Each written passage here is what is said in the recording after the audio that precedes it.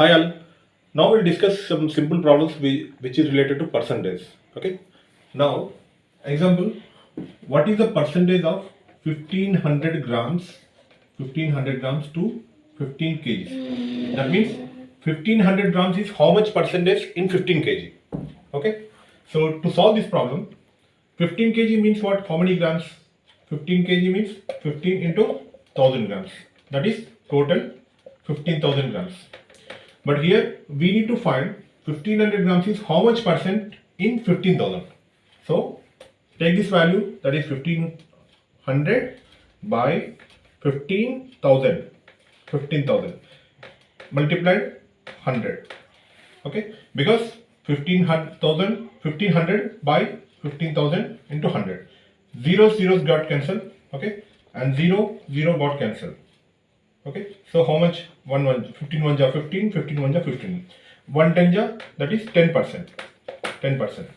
So 10% means what? Because simple 1500 grams is when you multiply 1500 with 10, we'll get 15 kg. So 10% is the right answer. In percentage problems, we'll get some little bit with little bit logic. Okay, like find the sum of 1500 meters plus and 2500 meters and find this sum how much percentage in 4 kilometers. Okay, first to solve this problem, first we need to add, because 1500 meters given plus 2500 meters given. Okay, so 1500 plus 2500 means what? It is 4000, because 25 plus 15 40, there are two zeros, so 4000 meters is there. But we need to find how this is equal to how much percentage of 4 kilometers.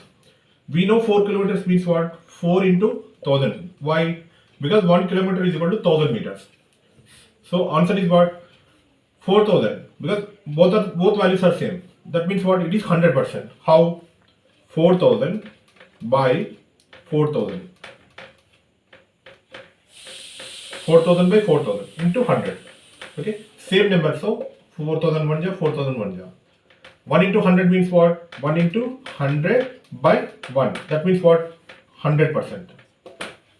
So we don't just straight away questions like what is this value in other number percentage, we don't get. Sometimes we'll get the mixture of the values, like we'll get one number and other number. We need to add both numbers and we should find how much this value in the other number. So that way we'll find the percentage. Okay, so these are the short methods we can use to find the percentage values efficiently. Thank you all. We will discuss some more type of problems here. The problems are given with respect to the decimal points. So when different types of problems given with respect to the decimal point, how will we solve in short and efficient way? Okay, find the sum of 5.7, 5.77, 5.777. Okay, when these type of problems given, what we need to, because the question is asked what? Find the sum of these given numbers. Okay, so first note of the first number 5.7.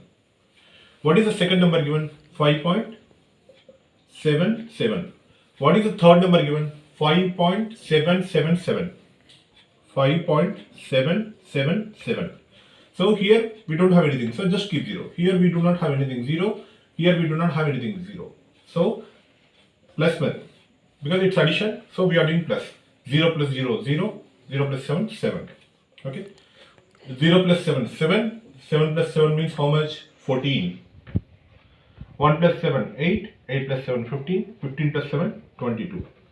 Okay.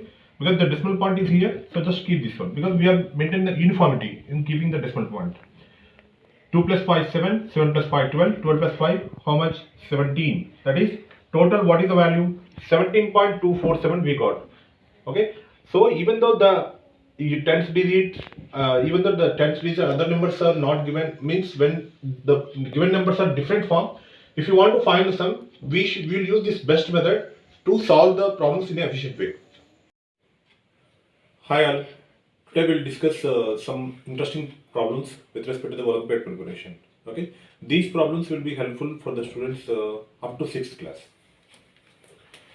Okay, the problem is that what will be the unit digits in this particular product?